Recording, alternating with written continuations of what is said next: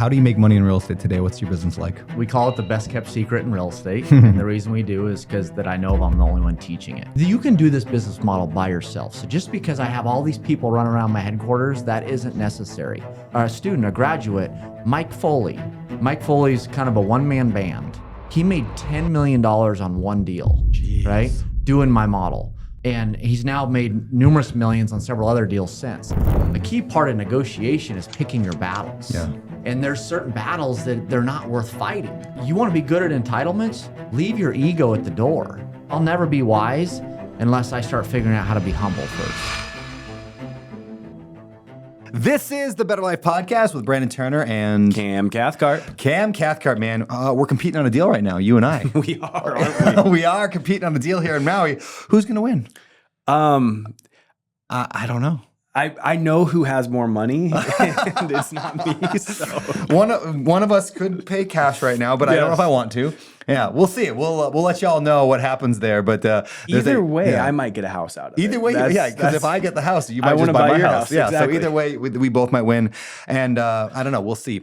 More on that to come. But first, let's get to today's episode. So today, I'm super pumped to finally get to interview a good friend of mine, somebody I look up to, somebody who's been a big impact on my life, and has one of the most brilliant real estate strategies I've ever encountered. And he's going to go, like, he lays all of it out for us today. It's amazing. We're talking to Cody Bjugan. Yeah, it was a fascinating conversation. He did kind of come at me a little bit. A little bit. I love that part. You guys had a nice little debate. Yeah, it was fun. It was a great point made on both sides, and I'm excited for y'all to listen to that. A few other things that I wanted to pull out, make sure you listen for. Number one, why wholesalers suck. We're going to talk about that one. The idea of controlling real estate versus owning real estate. Take some notes on that. He talked a bit about one of his, one of his clients, I guess one of his students, made $10 million on a single deal doing this strategy. And in fact, Cody's average profit is over $2 million per deal, and without owning the real estate for the majority of that. It's an amazing strategy. Yeah, so you're going to love it. So without further ado, let's get to our interview with Cody Bjugan. This episode is brought to you by our friends at TurboTenant and Ballpoint Marketing. These two companies are big supporters of the show, and they know how to work with real estate investors and help real estate investors grow their businesses. So be sure to stay tuned to hear how you can get discounts and free stuff from them both. And as you probably know, all the profits from this show go to charities of the guest choosing. So when you listen to the sponsors on the show and you work with these hand-chosen by me sponsors, you're actually doing good for the world. Now let's get to the show. Cody Bjugan, what's up, man? What's up, brother? How you doing? Good, man. I'm always excited to hang out with you, especially here in Maui. I think the first time I met you, actually, we were at Akamai Coffee. Oh, that's true. I think that was for that. Maybe we ran into each other at Go Abundance or something. But I remember it. Yeah, I'm always been intrigued by your strategy. I love what you're doing in real estate. I think it's something that I've never heard anybody else do, not to the scale you're doing it, not to the expertise you're doing it. And I'm excited to kind of reveal to everyone today what that is. And I think people are going to learn a ton. So thanks for joining us. I'm excited to share it. Yeah. All right. So I know you as a real estate investor, entrepreneur. Yeah. I know you've got a super cool strategy that we're going to get into. I know you're also an education guy. I know you teach people how to do this stuff as well. I know you're a father of, is it 3? Father of 3 on kind of two ends of that spectrum. We'll talk about that, I'm sure, today. I know you're husband of an amazing woman. And I know you're just a good dude, like good Christian, like man of God. So Salt of the earth. Salt of the earth, man. Now that's how I know you. But take us back. Tell us the real truth. Good thing you didn't know me 20 years ago. Yes. Who was Cody Bjugan? Cody has been reinvented, that's for sure, right? Like, been through a lot. I mean, my faith is the foundation. Yeah. So, I accept the Lord as my Savior when I was 8, but I veered away from the Lord many times and have been through a lot of different trials and tribulations, some major ones. For the Lord has figured out the best way to get me in line is to make me submit, right? To put me on my knees. And so I'm trying to learn and grow to a point where he doesn't have to keep putting me on my knees. Does that make sense? Yeah. And I'm thankful today. I'm definitely in a better spiritual place than I've ever been in my life. Yeah. And so I'll say it again. Good thing you didn't know me 20 years ago. Yeah. Right? Like, I went through a loser stage, man, where I was getting drunk 3-4 nights a week, feeling sorry for myself. Because I was dealing with the feds on some what's called structuring. If you don't know what structuring is, I can educate you on what structuring Yeah, is. what's structuring? I don't even know what this is. Well, I went through the Great Recession, so I've been in real estate right. 22 years, right? Started my business in '02.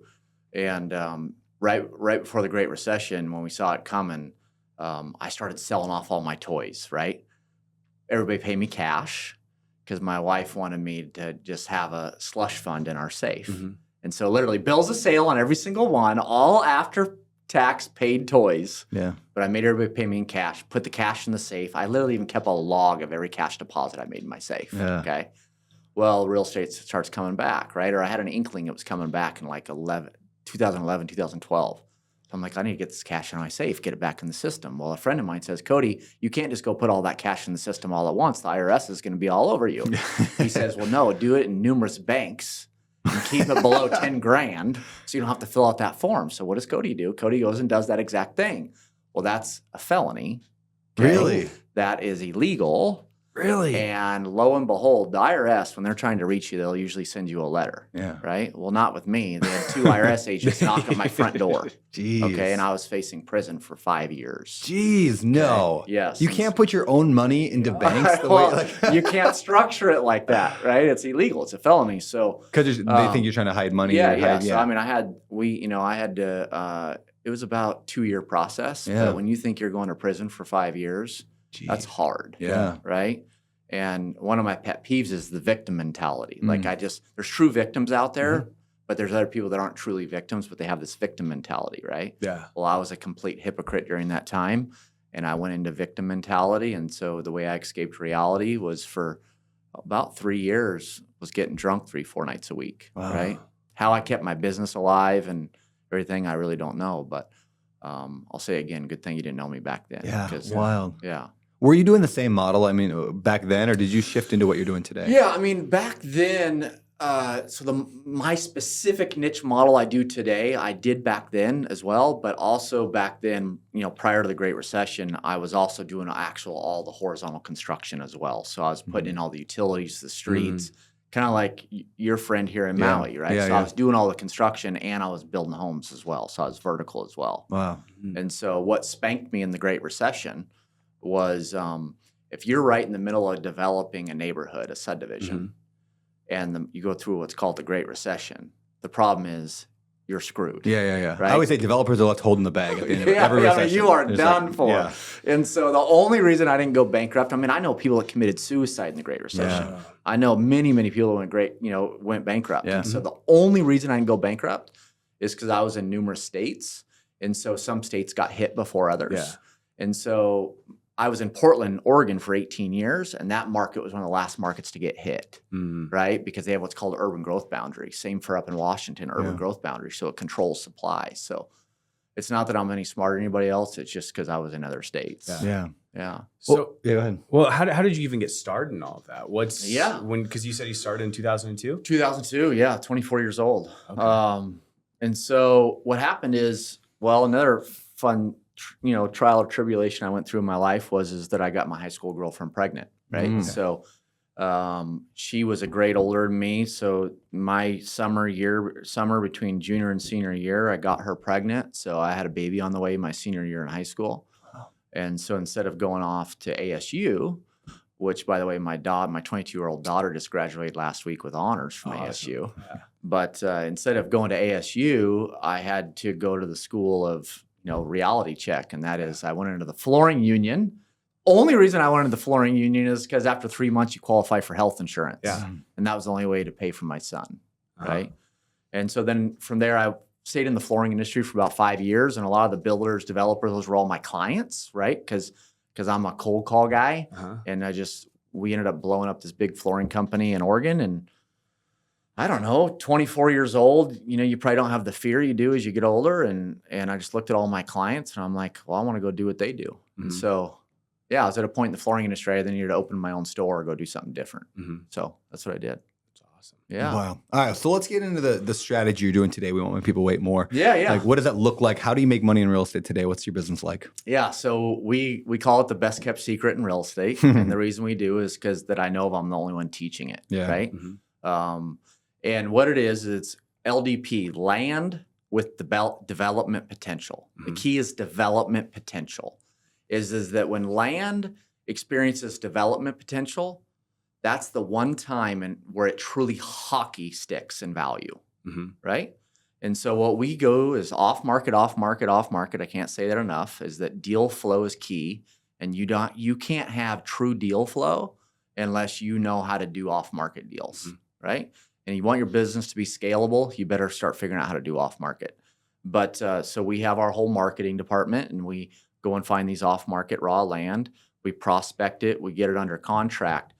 But here's the key, and we talked about this before the show started, is that I'm not, I think you said I don't like wholesalers. And no, I have friends of mine that I love that are wholesalers. I just think their business model's garbage, right? But so what we do is we'll go to Billy Bob Farmer and say, Billy Bob, you got this land, and today, as is value, is worth, say, $1 million, right? But Billy, if you allow me to go get your land approved for development, get the development actually approved by the jurisdiction, I'll pay you maybe $5 million or $10 million. But the key is he's got to give me that 18 months to get that development approved. That makes sense? But he's not selling it to you for that time. So yeah, I have it under contract. I control it. Okay, I can close on that land anytime I want. So people will say, "Well, Cody, you don't have an asset." Yes, I do. That contract is an asset. I can close on that dirt anytime I want. But why would I ever close on a piece of dirt sooner than I need to? Right? We can talk about the advantages of controlling real estate versus owning real estate, and there's huge advantages. But at the end of the day, I go and get the development approved through what's called the entitlement process, right? And then what happens is at that point, I bring in a public home builder, okay? And they pay me whatever our agreed upon price is. And I use, you guys have heard of double closing, simultaneous closing. So I use my buyer's money, which it's whoever, D.R. Horton, Lennar, KB, all these big national builders, because we do this across the country. And then I use their money to pay my seller, my landowner, and then I make my profits out of the middle, because what you guys know, value add, right? We know what value add business models are. Well, I'm in the value add business model, but it just happens to be related to dirt, because I took a raw piece of land and I turned it into an approved development. Does that make sense? Yeah. So that's the value you're bringing to the table, is saying this piece of land was not buildable. You made it buildable through entitlements. Yes, sir. Which I want to kind of deep dive in all of that stuff. Yes. And the whole time you did that, you never actually owned the property. You controlled the property. That's right. Brilliant. That's right. Brilliant. So it is somewhat wholesaling in a way, correct? What you're doing? No, because one is I take title. You take title. And two is I don't have to rip off the property owner to make a buck. Gotcha. Yeah. What does that mean, you take title if you're only controlling it? How does that It's a work? double closing, simultaneous closing. So I take title At for the a end split there. second. Okay, So you do take title at the end, but in the meantime, you're just doing all the work to get it approved. So why do you not like the typical wholesaling model? Somebody who's just out there wholesaling. So again, I'm going to say I have many friends that are wholesalers, and I love them. Okay, I got one of them in this room. And I'm not a fan of the model. Right. So like another one of my sayings, if you go to my website, is not a saying, but something I live by. Is called one legacy. Right. Okay. You all have one legacy. I have one legacy. We don't have two or three. We got one. And so I really focus on that. Like, well, what do I want my legacy to be? And what I don't want my legacy to be is that I had to pay someone less for their asset than what it was worth in order to make a dollar. Right? Like, big sign in my headquarters in Scottsdale is win-win. And don't get me wrong, there's cases in wholesaling where it truly is for the benefit of the homeowner. But to me, you want to make real money in real estate, you've got to bring value to the asset. Right? And wholesaling, at least my buddies, and I know some of the biggest wholesalers in the country, they don't really bring value to the asset. Right? They go and they tie up an asset for less than it's worth so that they can flip it to one of their cash buyer investors, still below market, because that's the only reason the investor wants it. Right? And how did they really bring any value to the asset? Right? They didn't. The value that they bring is the fact, which are you talking about, land or like single family or any just real all over estate the asset. The value that they bring is typically what I see in wholesaling. What I do is I'm bringing the fact that it's a quick close. You can close. I mean, we just closed on a property this week in 4 days, where it's a quick close. They don't have to do anything. They don't have to touch it. They don't have to fix it up. Yeah. So they are bringing some value in that aspect, right? Yeah. But you're not bringing value to the property. You're bringing value to the situation. To the situation, exactly. Right. So you are bringing some value. Now, granted, the house is always worth more than what I'm paying for. That's the whole point. That's how we make money. But it's, hey, I can figure out your problems and solve your problems that are outside of this house. Yeah. And if I can solve those problems, a lot of times money is not the final indicator for why people would sell something. Yeah. In my opinion. Yeah. Now, I would feel say free to with maybe shoot a little back. bit of a Feel free. knowledge, Yeah. a little bit of knowledge Uh-huh. that they could still have that quick close and get a little more money for their property, Yeah. right? Yeah. Especially when it went to the cash buyer themselves. Right. But But they don't You have the, said it. Yeah, but they don't have the experience. They don't. Right. You know, Yeah. Which But is then why, they like, Well, it's a service, but just like, so for you, I mean, I would say, why would because you're still making obviously money on it. Now you're going through the entitlement process, but they could do that too. no, they couldn't. There's a tremendous amount of knowledge you'd have to go through the entitlement process. That's much different than them knowing, right, that there's cash buyers But out there. they could hire somebody to do that, Yeah. couldn't they? They couldn't afford it. They couldn't more afford it? likely, No. Because I mean, I know companies that have spent millions of dollars building out their buyers list. Yeah. Which that homeowner can't do Yeah. to be able to sell a property. Yeah. So, I mean, we Yeah. have spent hundreds of thousands. We haven't spent millions, but hundreds of thousands of dollars on ads and stuff, building out our cash buyers list, which is that homeowner can't. Now, granted, to them and to people looking on, it's like, oh, you put this under contract for $200,000 and you wholesale it for $220,000. But for me to find that person that's buying it for $220,000, I've spent tens of thousands of hours and hundreds of thousands of dollars building out that list to know the person that buys in this zip code, this type of house, this situation. So there still is a huge process. The homeowner couldn't go out and find that cash buyer.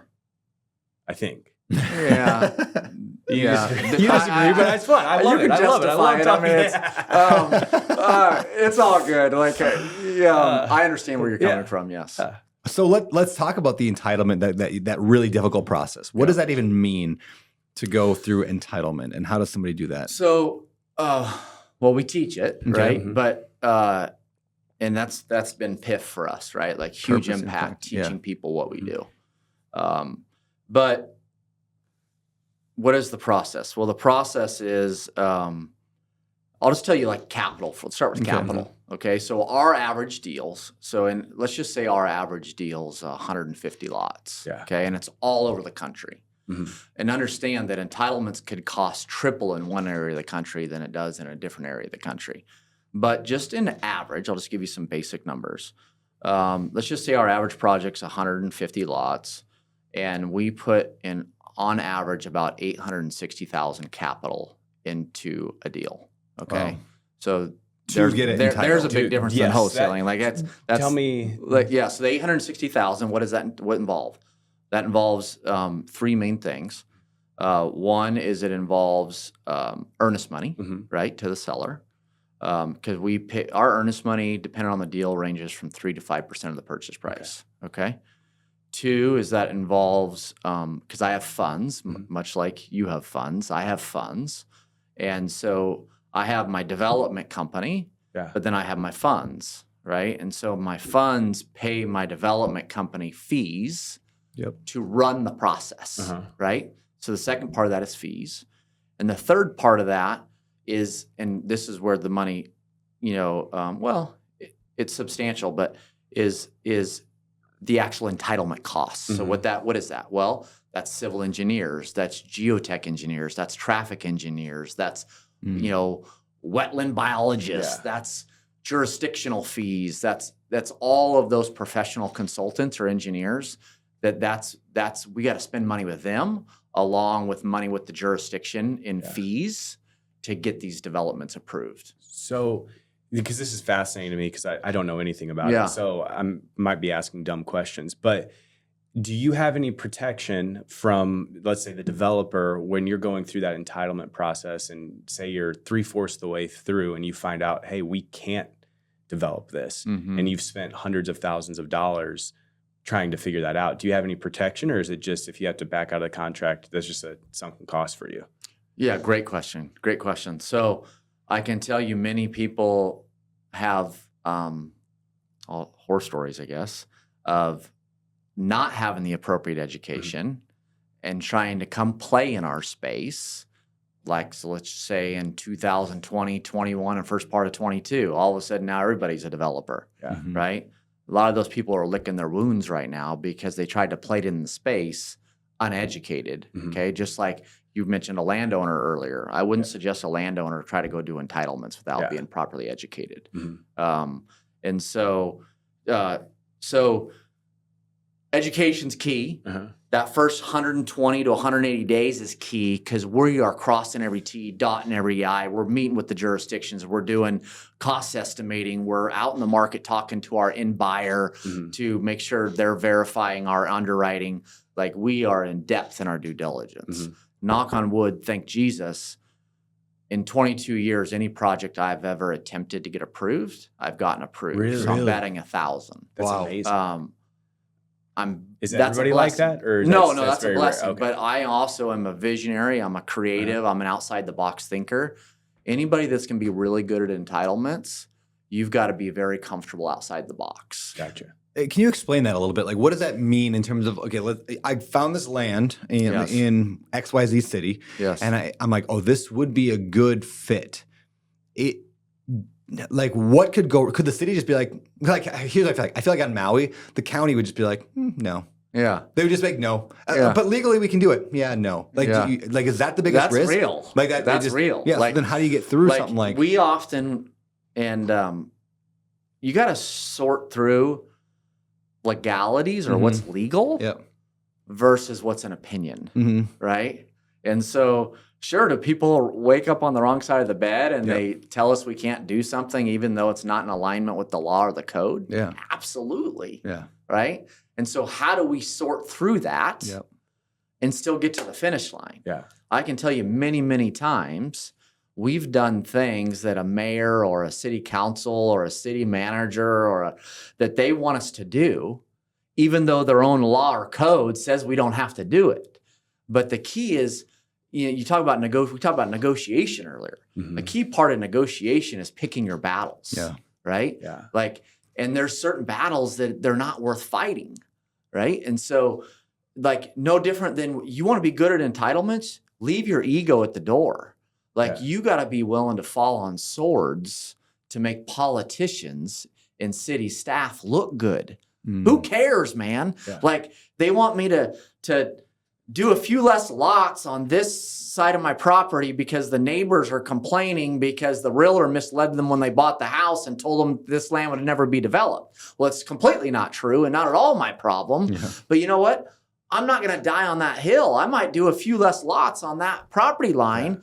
And now all of a sudden I make that politician look good to his community. Right? Even though I wasn't required to do it at all.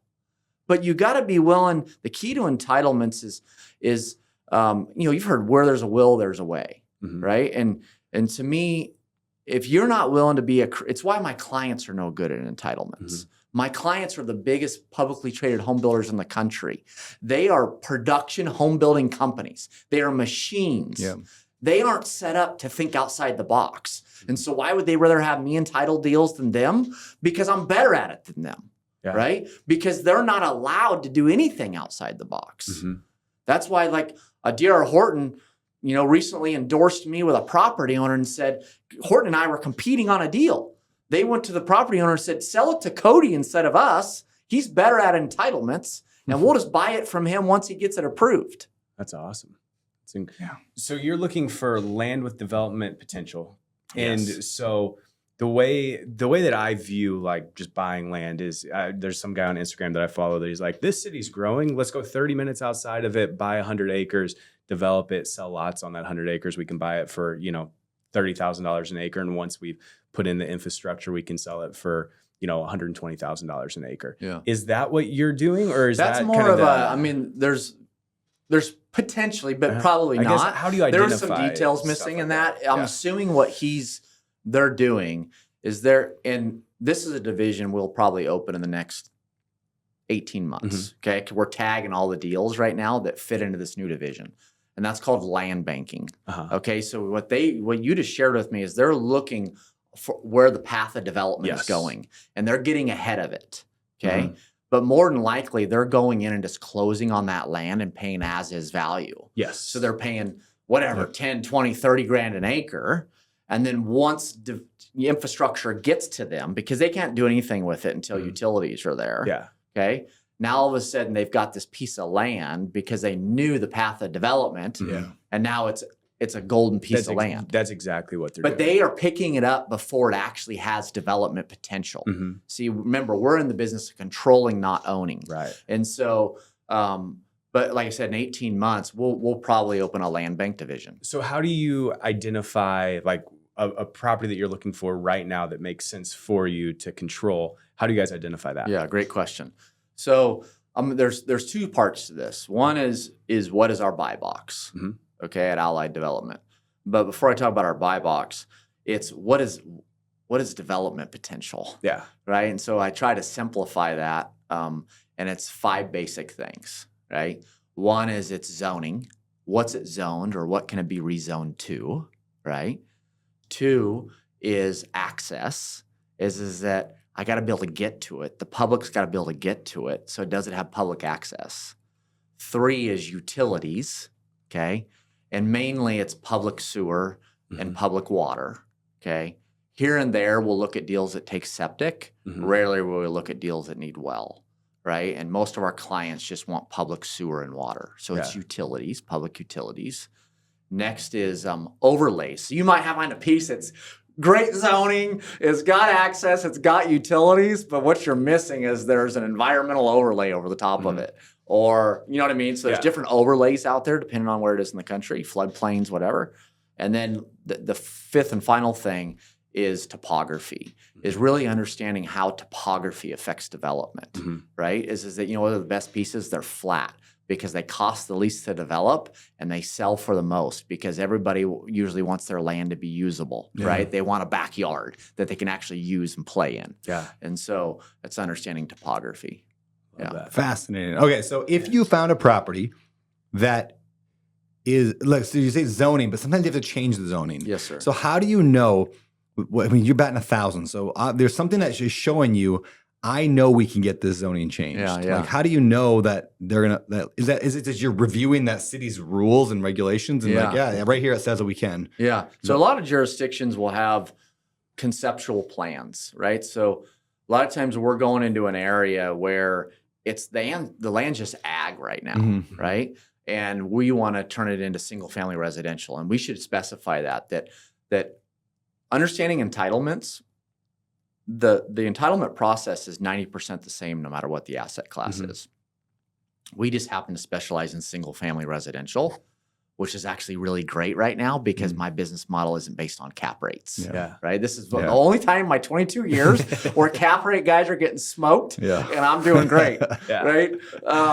But what we're not going to try to do, Brandon, because like we're scraping, last I heard from our team, we are scraping about 7,000 pieces a month. Okay? What do you mean by that? So meaning we're going out and identifying 7,000 pieces a month that we're that fit within our buy box, that we're scraping the data. And then our team does what's called a visual qualification based upon that scraped data. And then from a visual qualification, then we kick off our marketing. And so we have deal flow. Does that make sense? Can I talk about acquisition? So you're scraping data. Are you guys doing that in-house, or are you paying a data company to go out and just find like, hey, we're looking for 30-acre plots in these certain areas that match X, Y, and Z requirements? Yeah, we use different softwares, but we scrape it all in-house. And then the visual, is that just like a Google Earth, Google Street? Like, how are you There's doing numerous that? softwares, right? But I mean, like one we use is called Land Vision, right? Another one we call is Land ID. You could literally do it at some level through Google Earth if you wanted to. So you made it through those two, and now it comes to like reaching out to the owner. Are you guys doing direct mail, cold calling? We're doing doing cold call, direct mail, email, and text, right? And there's a lot of legalities around. We've spent plenty of money with attorneys to make sure we don't break it. But so I'll say it again. It's cold calling, direct mail, okay, email, and text. What's your best response out of those 4? We just started texting about 60 days ago. But let me tell you historically, because I can't answer that, is all I did for 18 years from 2002 through 2020, all I did was direct mail and cold call. Okay, that's all I did. And cold calling was the best stats for us. But here's what's crazy to me. Actually, a friend of Brandon and I's was in GoBundance with us. He reached out to me a couple of years ago, and he wanted to talk about how to do off market. And I'm like, well, I cold call and I direct mail and I go scrape and I skip trace and it's amazing to me that here I've been direct mailing and cold calling since 2002, and there's tons of companies in my space that still aren't willing to do that today. Right? Yeah. And so it's like you want to wait. Your deal flow is waiting for your phone to ring, right? Or a property to get listed. Yeah. Like you're like everybody else, you know. And so I don't know if I answered your question, but I'd still venture to guess it's cold calling. Yeah. But I'd be totally misleading you because we have a whole team at headquarters that analyzes all that, and I don't even truly know the answer. Well, I love that you're talking about marketing in terms of a funnel. This is what I teach constantly, in the Better Life Tribe and in all the stuff I do. And I know in Deal Flow, Cam has a company called Deal Flow. Oh, that's funny. The basic idea is like, how do we get not a lead, not 2 leads, not like when the phone rings. Like, how do you create a system where you are proactively doing something over and over and over, which consistently gets the phone ringing? That's right. But that's Deal Flow. Cody, one thing we do on this show that's a little different is we give 100% of the ad revenue from every episode to a charity of the guest choosing. So where are we sending the money from today's episode? My buddy Tebow. Yes. I golfed with him not too long ago. Yeah, did you beat him? I did not beat him. He's such a great actor. I hate him because he's good looking. He's good at baseball, football, the nicest person ever. Yep. And everything you see out in public, and him, everything. That's who he is, man. He's just a great guy. I want a story about Tebow that just blew me away because he's he's such a huge deal. And at the Better Life conference, and I was so blown away in December that he stood and he took the time. It wasn't just shake your hand, take a picture. Yeah. He talked to every single person. Mm-hmm. And then I saw as he was walking out, people were coming up to him and he would stop and he would look them in their eyes and he would talk to them. And I was just blown away by like, he's the real deal. Yeah. He is. He said something on stage and he called out my wife by name. So I'm like, you and Heather. I'm like, how do you know Heather's name? Yeah, exactly. You met her for half a second outside. Like 2 hours ago. I remember the night that before he called you and was like, "Hey, what do you want for your phone like the people? What do you feel like?" It's like most of those guys, they have one talk that they do over and over and over again. He's like, "I'm going to write a speech just for your people. What do you feel like you need?" Yeah. So it's amazing. We loved him, and he's doing just massive good for the world. So dude. Awesome, man. Well, Cody, we will definitely throw the money towards the Tim Tebow Foundation as we do a lot of money in the Better Life Tribe. But with that said, let's get today's ad. All right, so I look down at my phone and I see this text. You need to call me. Your house is on fire. And I sat there and I'm looking at the screen and I'm wondering, is this some kind of a joke? The guy who sent it was a tenant I had been trying to evict for months and he hadn't paid him forever. He had trashed the house. I mean, it was disgusting. And the guy himself was, pretty darn unstable. Now, of course, I call him after that text and it goes to voicemail. Great. Now, a few minutes later, I get a call from the fire department. Yep, my first ever rental house was burning down. So how did I get myself in that situation? Well, I didn't screen that tenant. I put in someone I thought would be good, and he was until he wasn't. Now, this is over a decade ago, and since then, I've learned how to properly vet a tenant. And that's through Turbo Tenant, which makes screening for both background and credit really, really easy. But it gets even better. Turbo Tenant also helps you market your rentals to like dozens of the largest sites, including apartments.com and Redfin. You can create custom leases that cover all your rental laws. And you can even use Turbo Tenant for your automatic rent payments. All of this for less than the cost of your Netflix subscription. Yeah, I know, crazy. Save time, save money, and save your sanity by using Turbo Tenant.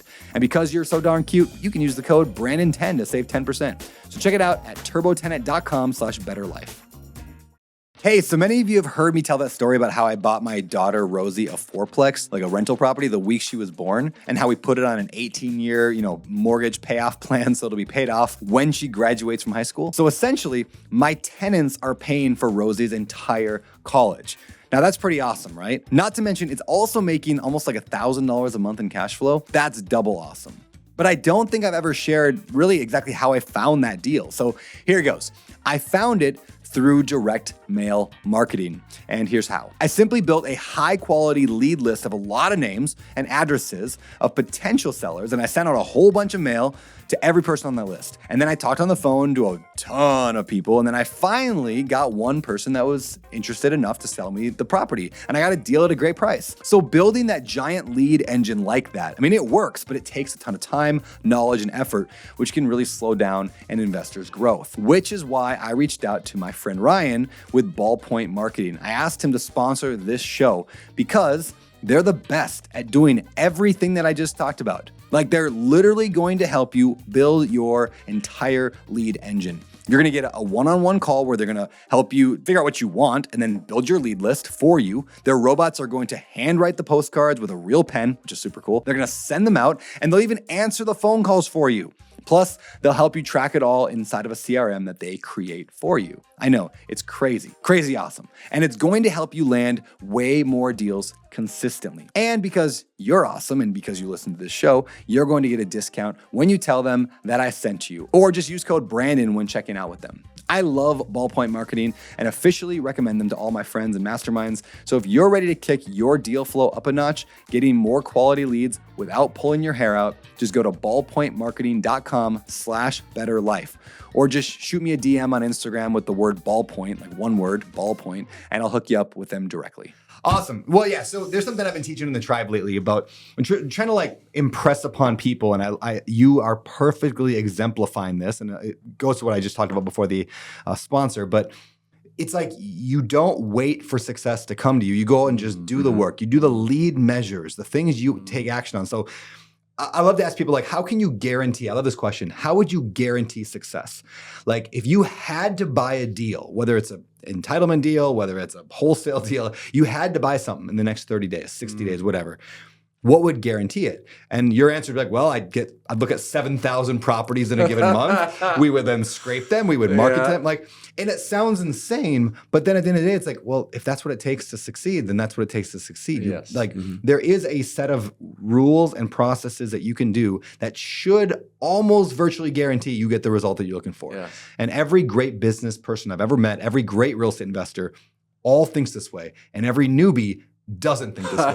It's like that's the difference. That's good. Yeah. So taking action. So I love that concept. Now, a couple of thoughts here. I've got 4 how questions. We hit the first one. How do you find it? Second question, how long does it take to do typically? I think you said 18 months. Is that typical? Like, how long are you locking in a property? Our average deal from the time we get it under contract to the time we close is 18 months. Okay. Some deals happen in less than a year. Some deals go 2 years. Can I ask a question on that real quick? So you're breaking up my 4 hows. Well, no, well, it's along these lines where Better start with a how. Where you said getting a deal under contract. Do you, when you offer them a price, because you're not buying it as assets value, you're basically buying it like, hey, if we can get through all of this, we can pay you 5 times more. Yeah, 5-10 times. Do you give them a number, or do you have to wait until you find out what the developer's going to pay you? No. So you give them a number of like, hey, we're going to be at $5 million. That's right. Because you know DR Horton's going to pay you a certain amount, I'm guessing. And I just, regardless of DR Horton, Lennar, or any of my clients, we just know how to underwrite the deals, right? And we teach our students at VestRight how to underwrite the deals. And so, to me, no different than you have a home appraised, right?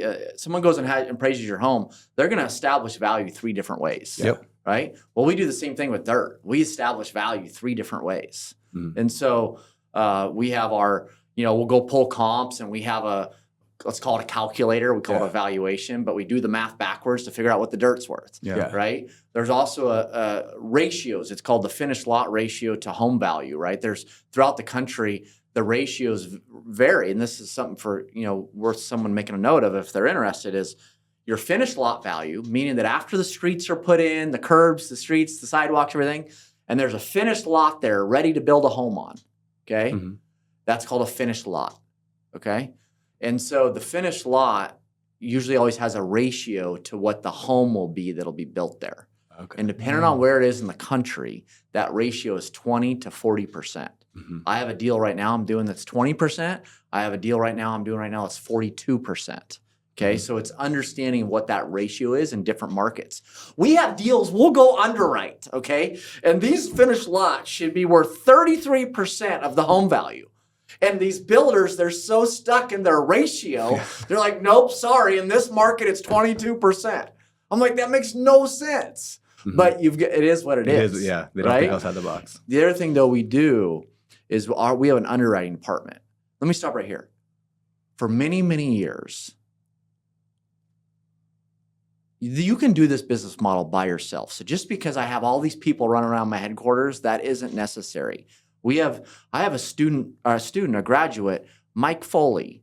Okay, Mike Foley's kind of a one-man band. Okay, he made $10 million on one deal. Jeez. Right, doing my model, and he's now made numerous millions on several other deals since. And I love telling this story. I'm changing my right. I love telling this story. He's made more on one deal than I've ever made on one deal myself. Yeah, right? that's cool. I've had some in 5 and 6 and so on and so forth. But You just got 100 signups to your yeah. program right now. One-man show. Love too. it. yeah, but understand up until the Lord told me in 2020 that the biggest problem with my business was me and that I needed to get out of the way, is that it was me and a couple of people. That's all it was. I mean, I was the company. You know, and so as I start talking about all these people in my underwriting department, all this, don't think you have to have all that, right? But getting back to your question, we have a whole underwriting department because we are a marketing driven business, right? So we go and we do the visual scrape I told you about. Then we kick off all our marketing. Then we have inbound leads coming in. And then we have what's called an AC, which is an acquisition coordinator, which is known as, a lot of people in industries call it a setter, right? We have the setter qualify that person. Oh, they're interested. They book a call with what we call an ARM, an acquisition relationship manager. And that's booked out 8 days. And in that 8 days, our underwriting department underwrites the deal. Our closer gets on the phone with that seller or that landowner, and the goal is to close them on that deal. And I can tell you, we close deals over Zoom. We close deals sometimes in one call, and we're talking about multi-million-dollar purchases. Now, sometimes it takes 3 or 4, right? But in that 8 days, we are talking to the jurisdiction. We are doing our underwriting, our valuation. We're verifying development potential. We're talking to builders in the market. Well, Cody, you go and talk to builders on the market and you don't even have it under contract yet? Well, I don't tell them the exact piece. I just share the area. And then we have a list of questions we ask those home builders. Repeat those questions every single time. And then the goal of those questions is to verify is our underwriting accurate. Okay. Well, Cody, how do you get the builders to tell you their home building costs and tell you what they're going to build, what they build for home prices there and what finished lots are worth and what development costs are and well, it's because we open the conversation with Mr. Home Builder. I'm just here to serve you.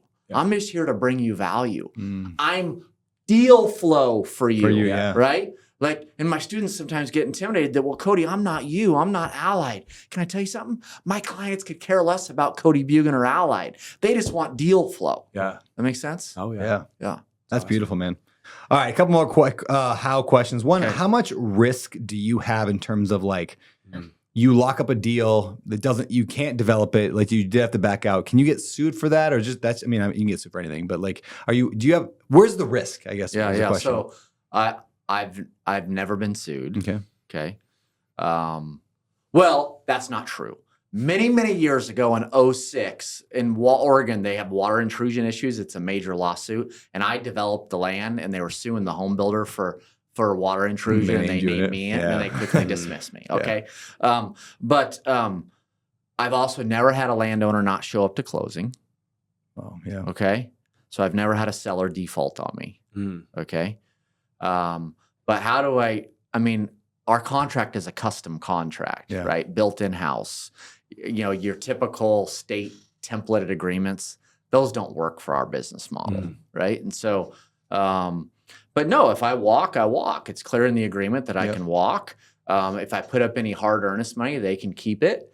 but I don't put up my first earnest money payment doesn't go hard until after my due diligence period, which is that first 120 to 180 days. And then we'll make another payment about another 120 days after that. And then we'll make another payment about another 120 days after that. And so we split our earnest money up into 3 payments. But at the end of the day, they get to keep my earnest money. Yeah. And now I've had even clients of mine, I'm not going to mention any names, but they had substantial 7 figures earnest money up on me with me, and they were threatening to walk, and then they were threatening to come after me to get their earnest money. And I can just tell you, that doesn't get through my WWJD filter, right? And so that's another thing we have at the company is a WWJD filter. Cool. Just because it's legal doesn't mean it's right. But no, it's theirs, right? We're not going to find some loophole in the contract to try to get our earnest money back. Yeah. Very cool, man.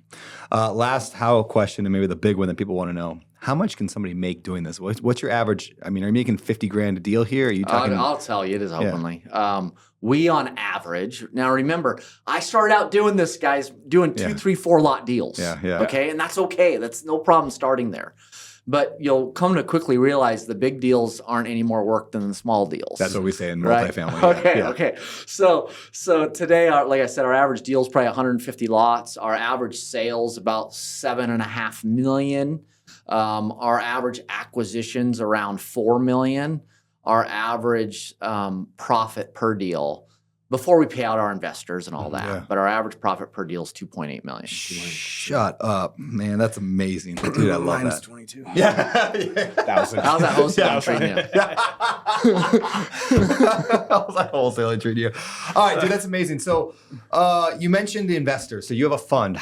What's been the learning curve on that? Like, what have you discovered about building the fund? So we're getting ready. Our third fund is coming out here soon. Okay.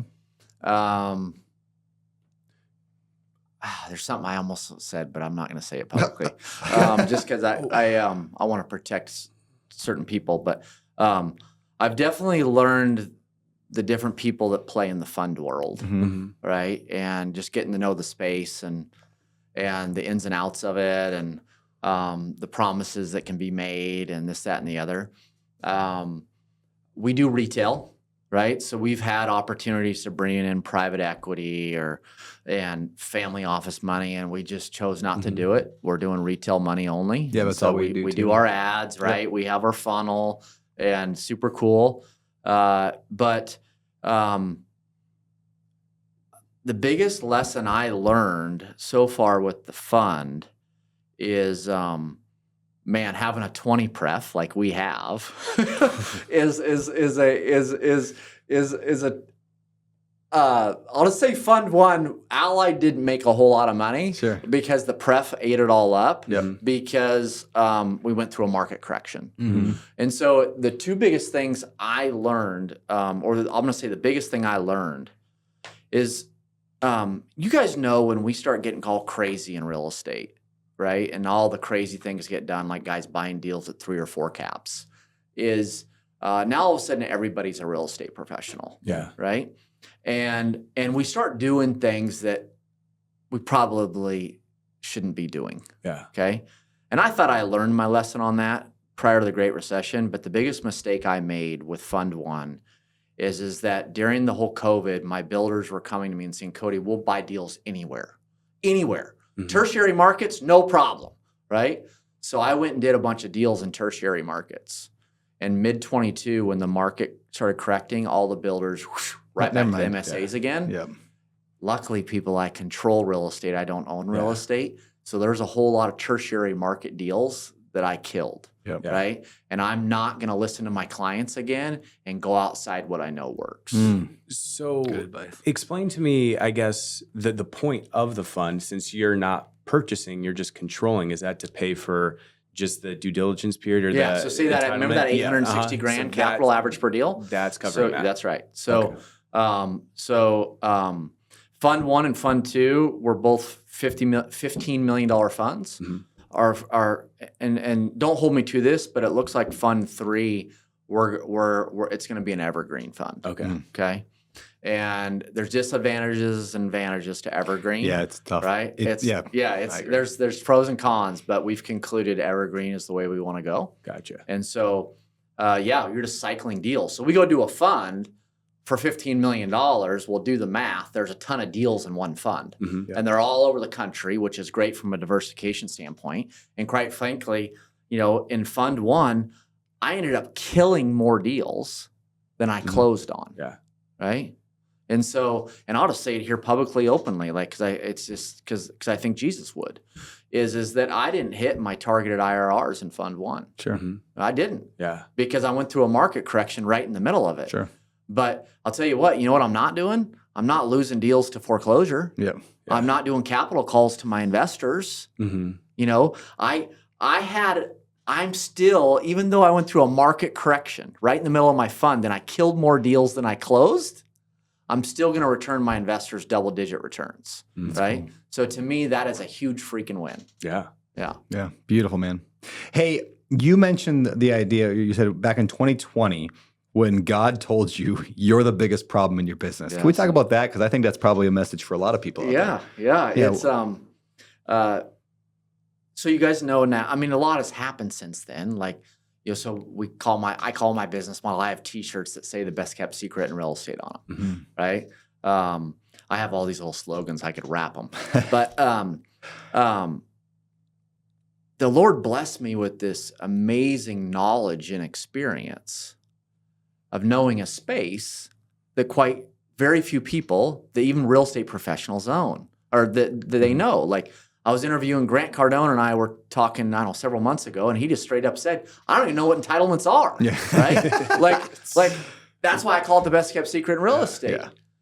And so this company that, by the way, we call it his company, right? Right in our big lobby, we have something that says his, and it's because Allied is his, it's not mine, right? Vestrite is his, it's not mine. But it's like, Cody, I have this business that has all this opportunity in this niche space, and you're bottlenecking it. You're holding it back. Cody, I know you have a generous heart. I know you love to give. I know you're focused on legacy because of how many times I've kicked your butt, right? That you're finally, or I've whooped you into shape, but you're not allowing this company to expand. And so I came to the realization that people call me the dirt dog. I'm cool with that. I often just say, you know what? And I use the word just.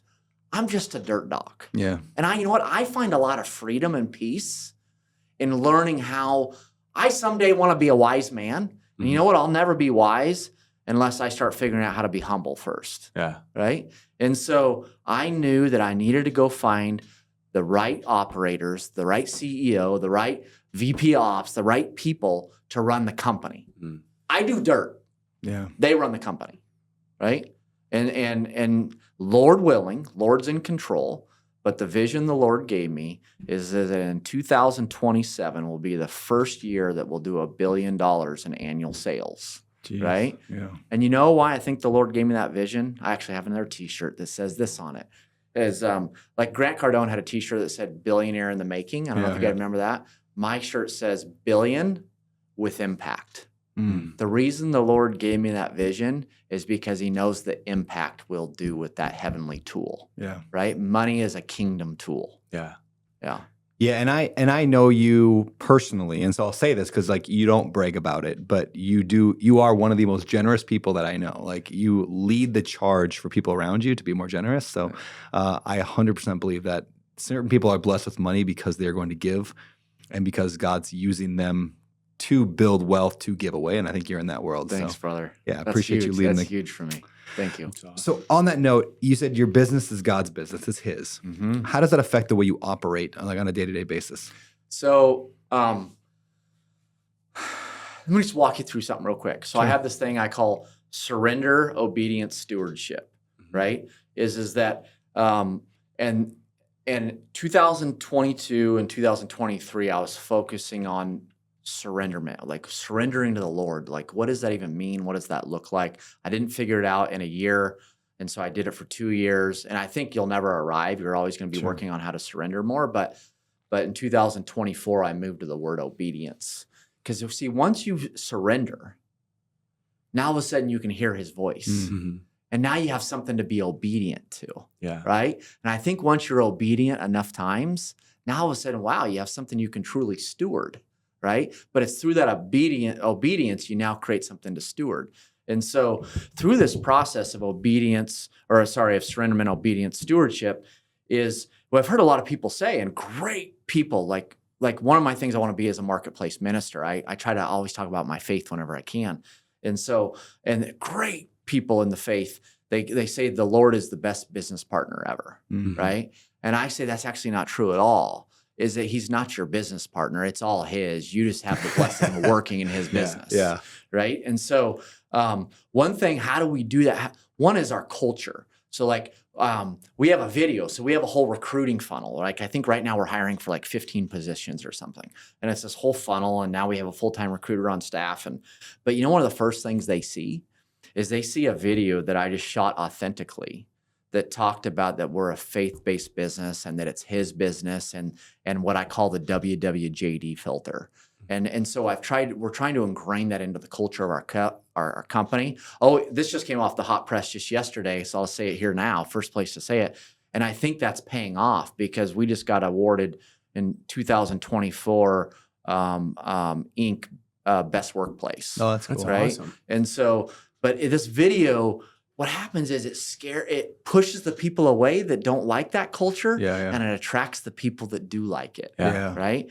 And so we're not saying you have to be a believer to work at our company, but you sure got to be comfortable working around it and naturally there's a lot of believers in our company. Yeah. So when I start talking around the office, because I'm a big culture guy, and by the way, 20 years ago I wasn't. 20 years ago I'd run your ass over, and I wouldn't even think twice about it. And so, but 46, I'm learning a little more about culture and why it's important. But we have a thing, and everybody in our company knows it, and it's that simple WWJD filter.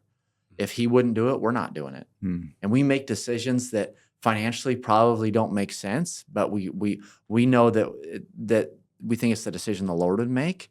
And how can I go wrong with the Lord's favor? Yeah. Right? Because ultimately it's his business anyways. Does that make sense? I love that.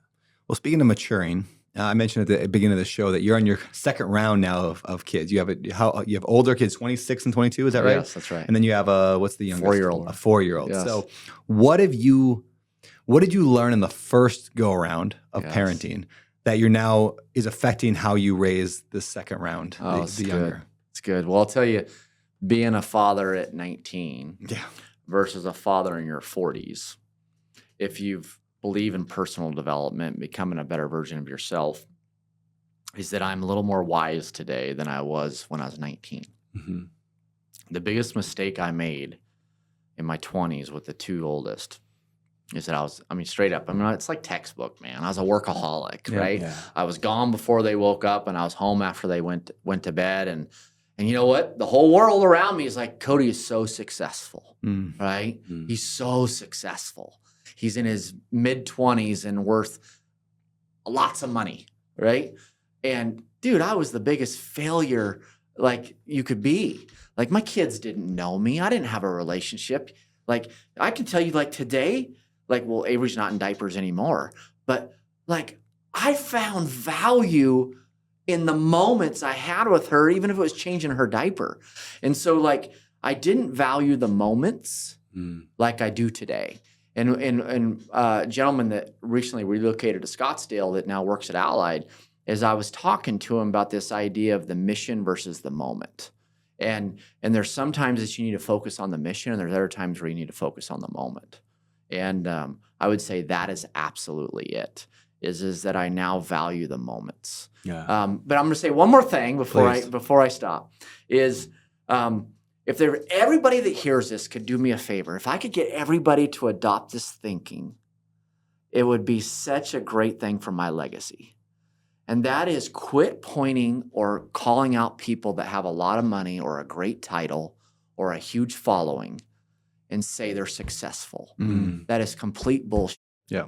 Right? Is that I was seen as successful, but I was a huge failure. Yeah. Right? So like my one legacy, right, is there's all these different pillars of legacy. And to me, you're not successful unless you're above the line in all those pillars. Yeah. Right? And so I drew this chart, and it's the one legacy chart. And it's 0 to 10, and then it's the pillars of legacy along the bottom. Okay? And there's a line at 6. And if you have the pillar above 6, you're in the success category. If you're below 6, you're in the failing category. And by the way, 10, that's only Jesus, because that's perfection. My goal is to keep my 6 pillars at any given time always above 6. And they ebb and flow because life has phases. But I keep them all above 6? Now, to me, that is a legacy I can be proud of. That is the definition of success.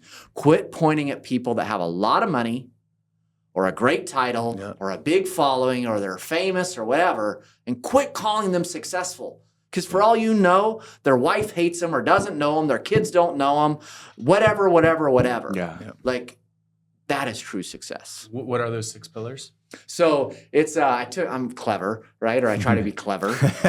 And so I took the word legacy and I spelled it out, right? And I said, okay, so gosh, I should have this like a note right here to refer to it. I should have my website up right now.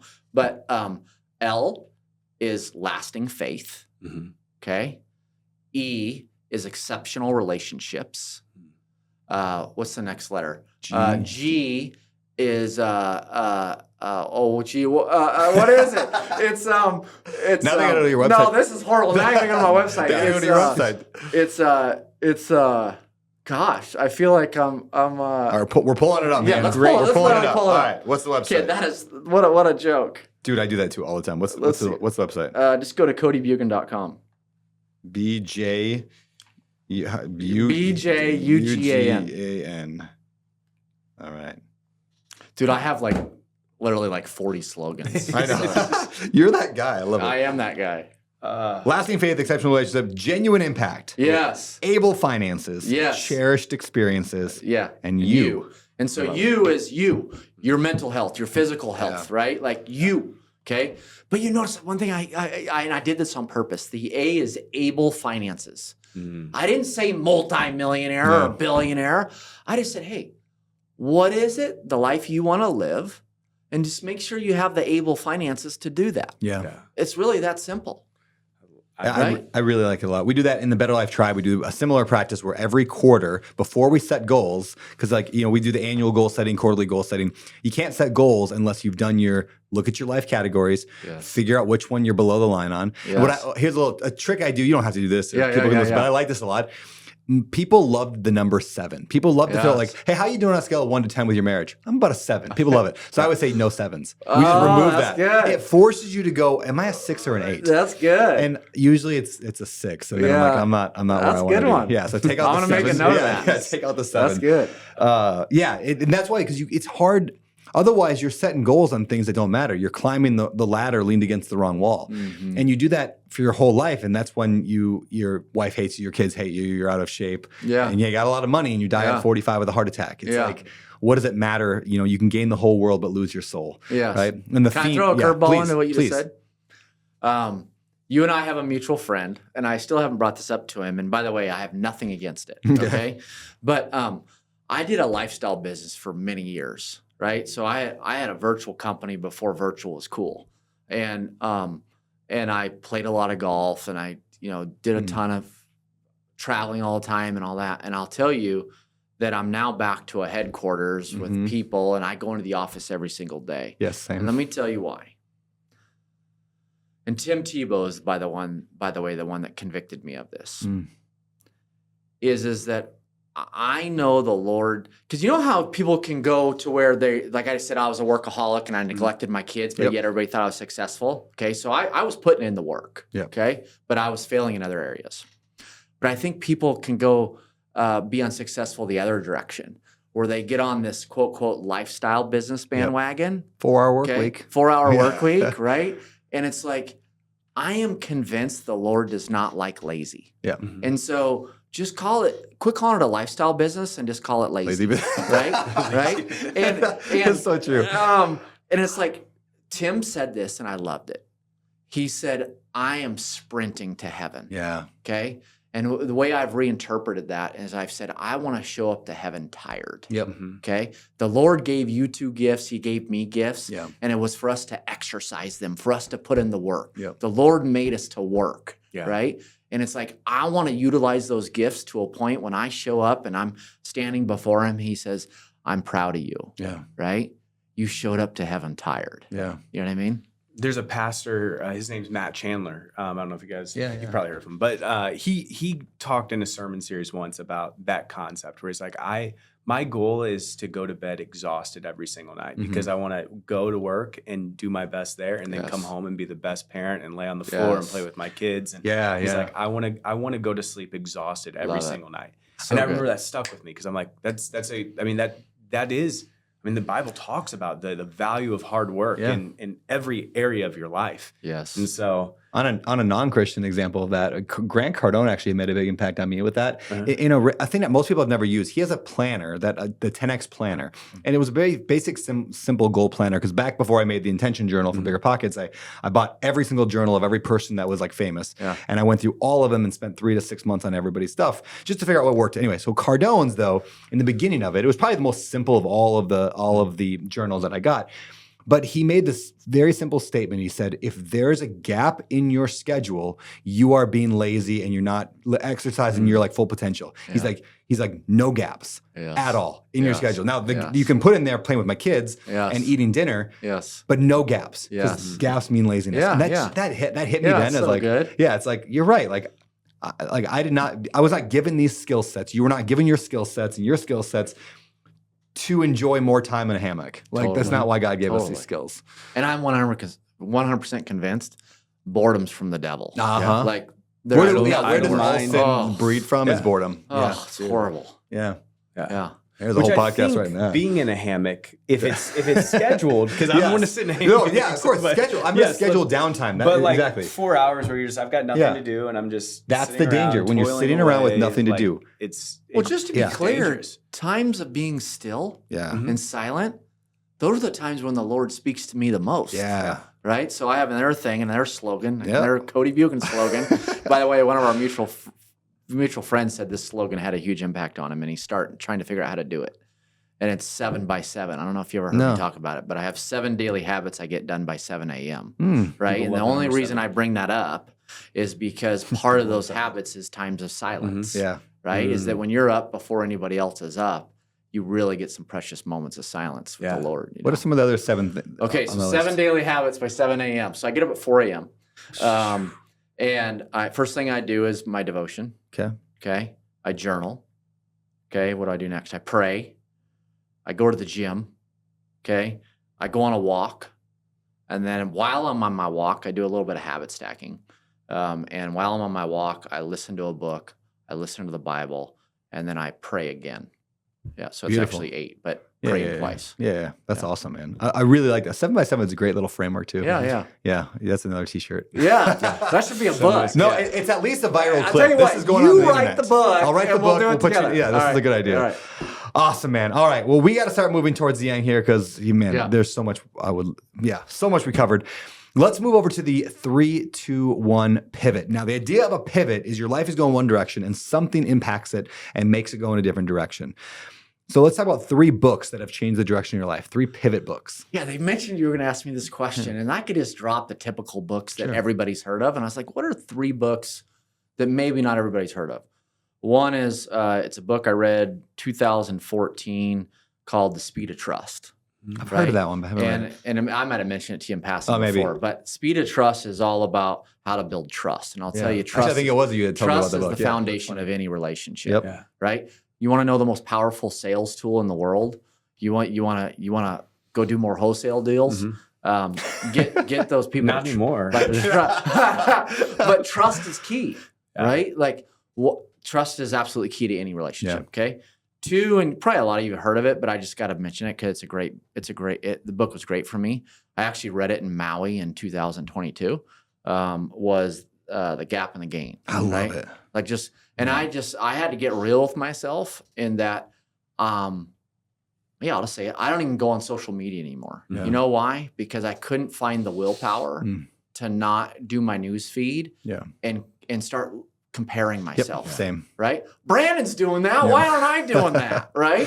And so The Gap and the Gain was huge for me. And right after that is when I cut social media out of my life. Okay. Almost 2 years ago. Beautiful. Okay. And then the last one that I wanted to drop to you guys, what was it? It was Speed of Trust. It was Gap and the Gain. Oh, and then negotiating, guys, it's a part of life, part of real estate.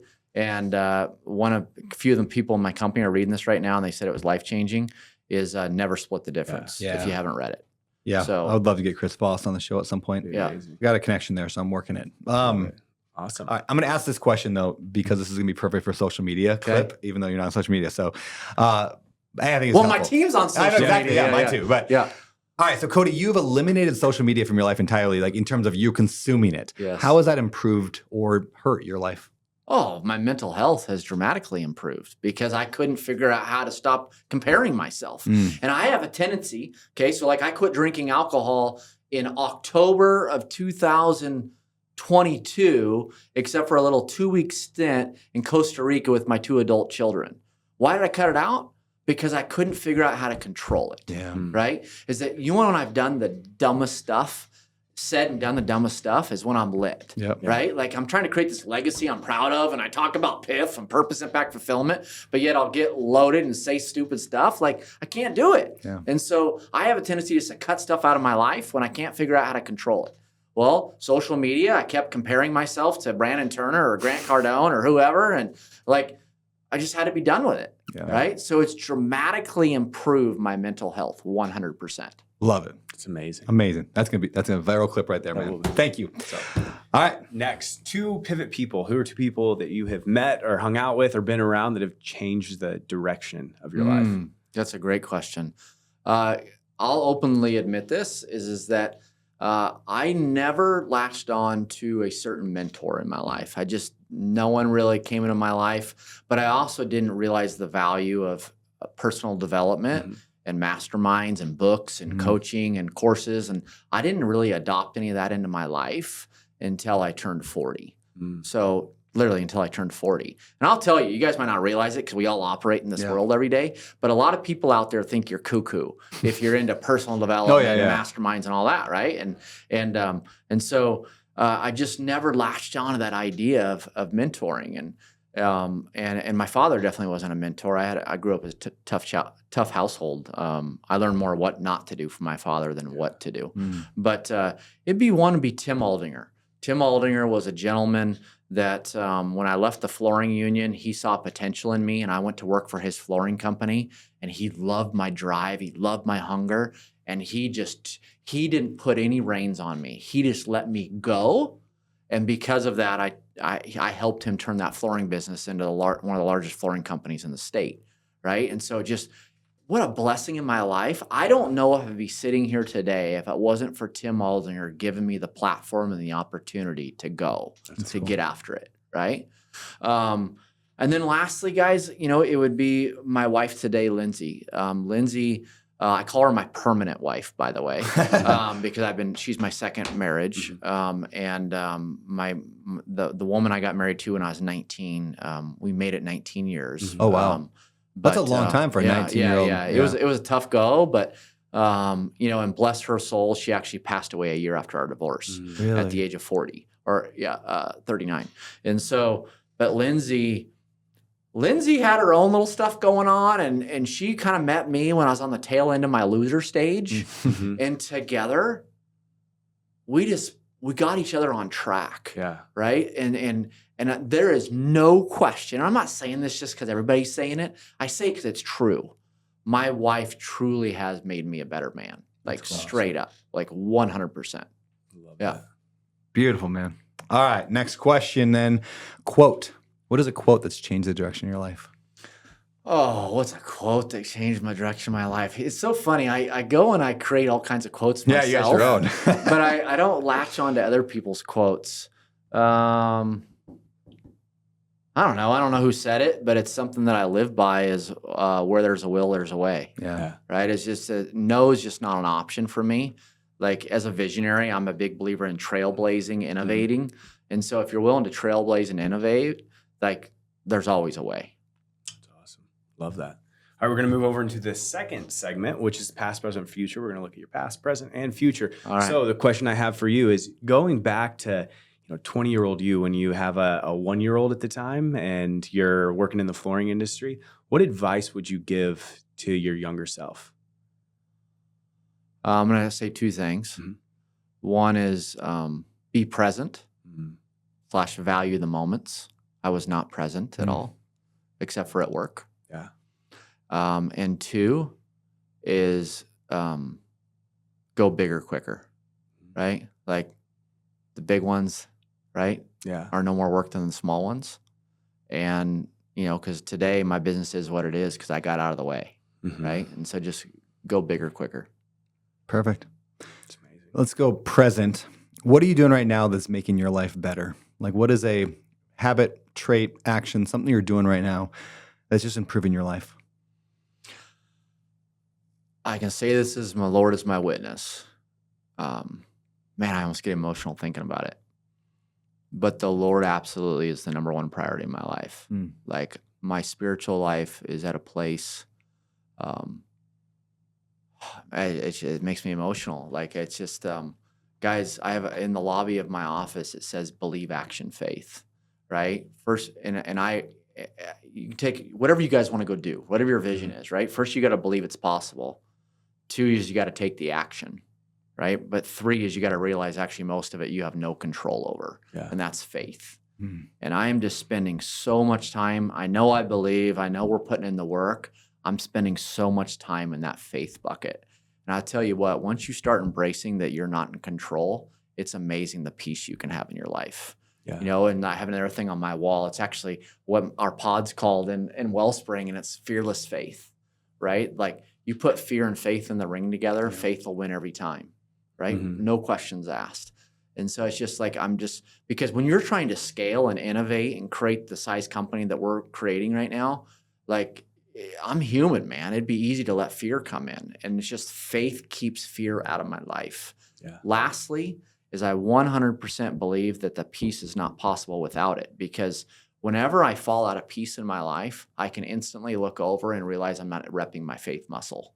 And so, guys, I it might sound like a lame answer, but it's my faith, man. It's just where I'm spending time. That's great, man. Love it. Amazing. Last question, looking to the future. So you have 3 kids, 26, 22, and 4. Someday you unfortunately are going to die. Yes. And what do you want? And not just your kids, but all of your students that you're teaching and the clients that you have and the people that know you. What do you want them to say about you when you die? What do you want your legacy to be? I pray about this every single day, and it's very simple. That he was a godly man. It's really that simple. He was a godly man. And a pastor friend of mine that Brandon also knows, it was my birthday a few weeks ago, and no one knows that I journal, because I journal my prayers, and it's one of the things as a godly man. And he told me that I was a godly man, and my wife told me I was a godly man on my birthday. And it just meant so much to me, because if I'm to be honest, people probably wouldn't have said that about me 5-6 years ago. Yeah. Right. And so, like, if my legacy, I was a godly man, like how can I lose? Yeah. You know what I mean? Like, how can I lose with that? But I definitely don't want people to have to lie to say nice things about me. Yeah. Right. At my celebration of life or funeral or whatever you call it. And so, yeah, guys, that's what I'm trying to do. It's amazing. All right, well, let's wrap things up, man. Let's see, before we get to where can we, what are you excited about? What's coming up in your life? What am I excited about? So I don't know if I should say this publicly, but I'll say it anyways. Is my oldest, my 26-year-old. It sounds like he's getting engaged here anytime now. We're gonna air this one next week. Yeah. We're live streaming right now. So I'm really excited That's cool. for my oldest son. That's great. I'm really That's excited awesome. for him. All Love right. it. And then where can people find you at? I mean, you've all different places. Let's just keep it simple. Just go to Cody Bjugan on Instagram Can you or spell that? Facebook. Because Your name's so Cody, CODY, That's last easy. name Bjugan, which is spelled BJUGAN. So just Cody Bjugan on Facebook or Instagram. I could start dropping you guys links on funnels and all this stuff, but let's just keep it simple. All right. Love it. I appreciate you, man. Thank you so much for coming today. This has been incredible. Thanks for Thank having you. me. Thank you. All right. 3-way. Boom. Thanks. Look at that.